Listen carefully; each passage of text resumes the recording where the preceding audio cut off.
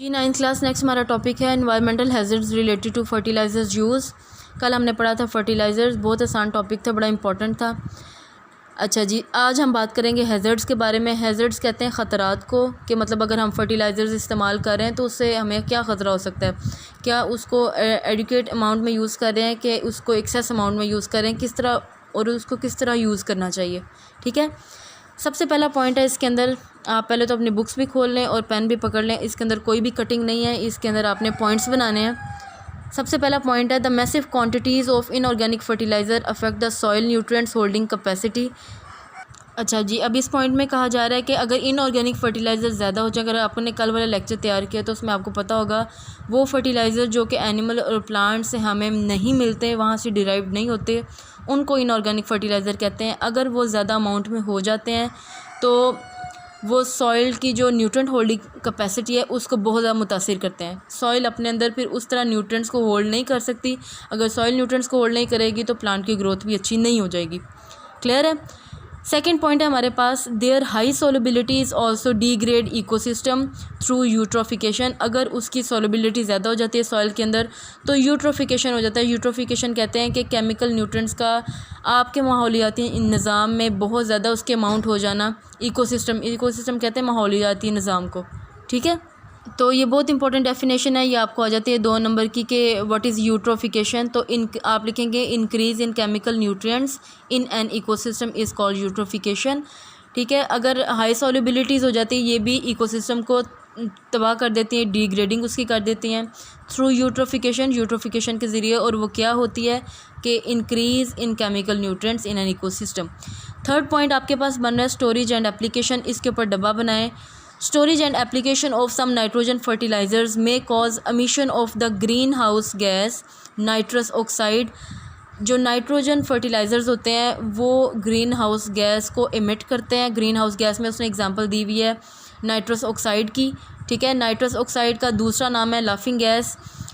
वैसे तो कुछ केसेस में पता चला है कि नाइट्रस गैस जो होती है वो इतनी हार्मफुल होती है कि किल कर देती है। ठीक है, लेकिन अभी तक कोई ऐसा केस सामने नहीं आया कि इस गैस से कोई इंसान मर गया हो। हाँ, ऐसा ज़रूर होता है कि ये नाइट्रस ऑक्साइड इस्तेमाल करने से, चूँकि लोग इसको पार्टीज़ में इस्तेमाल करते हैं, तो ये इसको इस्तेमाल करने से आपके ब्लड के अंदर जो ऑक्सीजन होती है वो कम हो जाती है।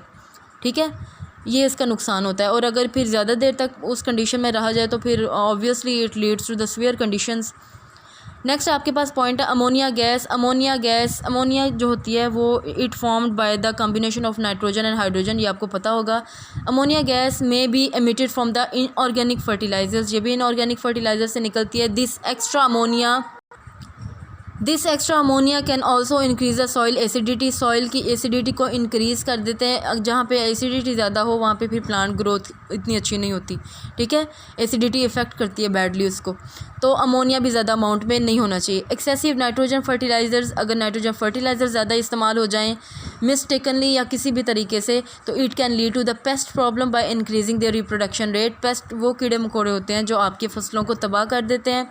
अगर नाइट्रोजन फर्टिलाइज़र ज़्यादा इस्तेमाल हो जाए तो उनका जो रिप्रोडक्शन रेट है, जो कीड़े मकोड़े हैं उनकी पैदावार की जो शरह है वो बहुत ज़्यादा हो जाती है। अगर उनकी शरह ज़्यादा हो जाती है तो आपकी फसलें ऑटोमेटिकली ज़्यादा परसेंटेज में ख़राब होना शुरू हो जाती हैं।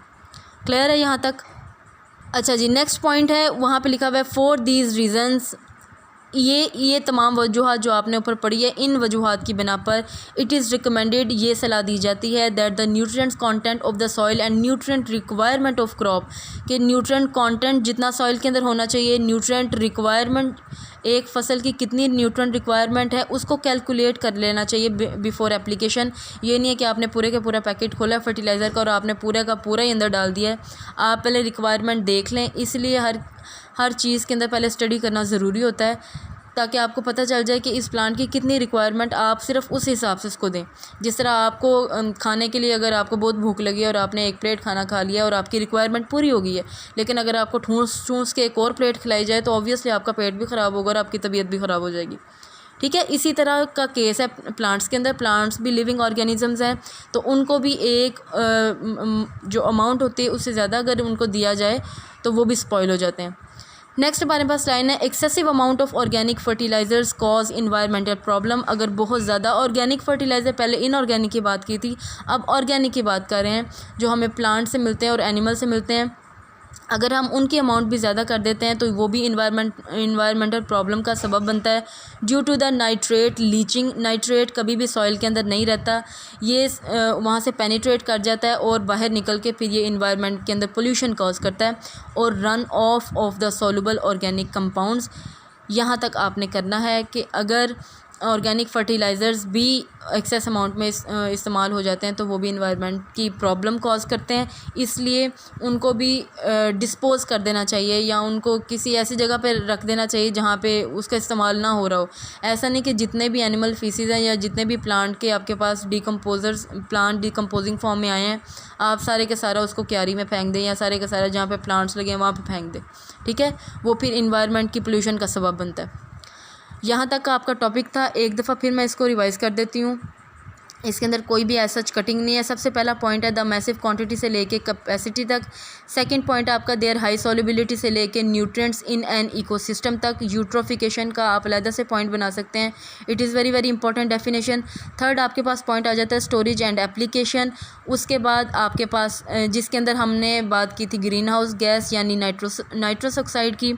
फिर नेक्स्ट पॉइंट आपके पास आ जाता है अमोनिया गैस का। उसके बाद आपके पास पॉइंट आ जाता है कि एक्सेसिव नाइट्रोजन फर्टिलाइज़र अगर आप इस्तेमाल कर लेते हैं।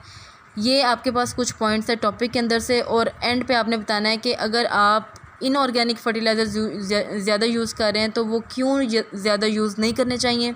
उसके बाद नेक्स्ट पॉइंट है आपके पास एक्सेसिव अमाउंट ऑफ ऑर्गेनिक, अगर आप ऑर्गेनिक फर्टिलाइज़र ज़्यादा यूज़ कर रहे हैं तो उसको क्यों ज़्यादा यूज़ नहीं करना चाहिए। यहाँ तक का टॉपिक था आज का। इसको अच्छी तरह से देख लें और अगर कोई क्वेश्चन है तो आप मुझे पूछ सकते हैं। बस जी।